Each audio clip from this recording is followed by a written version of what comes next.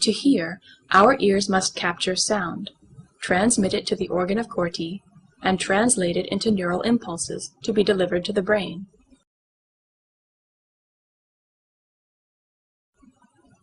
The organ of Corti is located in the cochlea, a spiral, three-chambered, snail-like structure, 10 millimeters wide, within a bony matrix.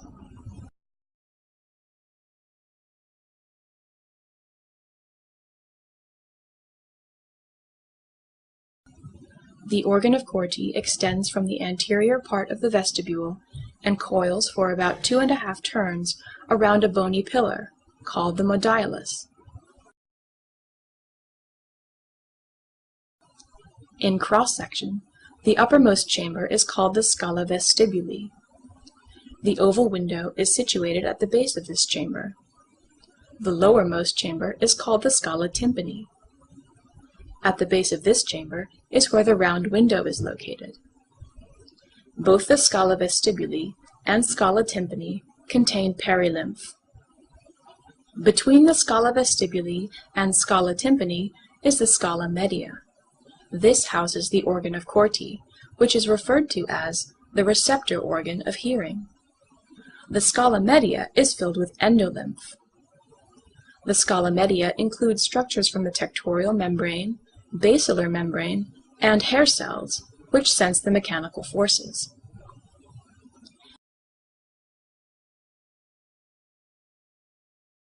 The hair cells are located between the tectorial and basilar membranes.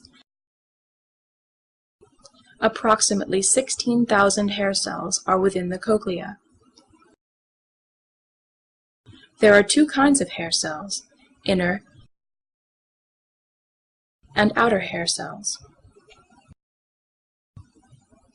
95% of the afferent fibers are from the inner hair cells, the sensory receptors that communicate with neurons from cranial nerve 8.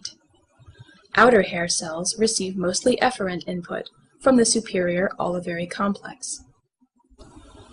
The filamentous structures that connect the tips of adjacent stereocilia are known as tip links. These are thought to amplify the forces in the area of the molecular sensors. How does sound enter the cochlea? Compression hits the tympanic membrane, causing the stapes to transfer force to the oval window. The sound travels down the scala vestibuli, around the helicotrema, to the scala tympani, allowing its fluid perilymph to mix. From there, sound moves to the round window. High frequencies are encoded at the base, and low frequencies at the apex. It is this property that leads to the tonotopic map along the basilar membrane.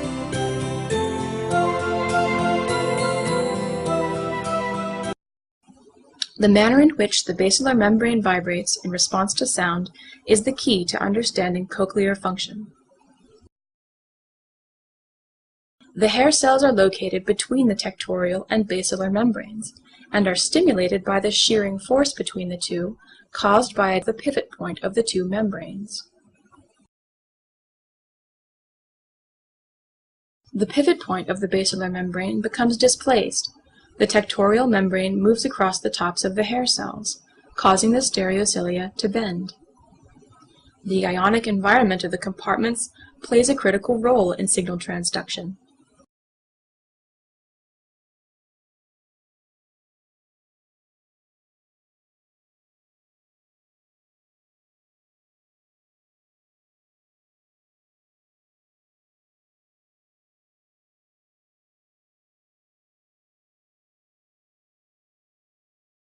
The apical portion of the hair cell is bathed in high potassium solution, and the base of the hair cell is bathed in potassium pore solution.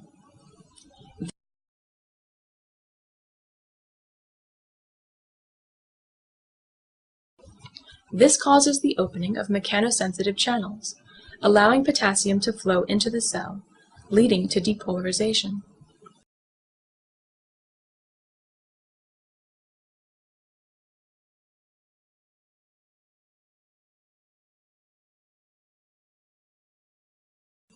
This in turn opens calcium channels at the basal end of the cell, leading to vesicular transmitter release to stimulate the nerve. Because the relative voltage and potassium levels are low at the base of the hair cell, potassium flows out of the cell.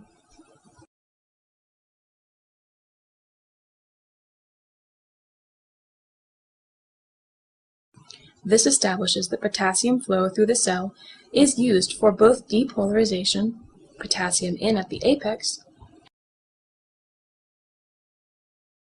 and repolarization, potassium out at the base of the hair cell.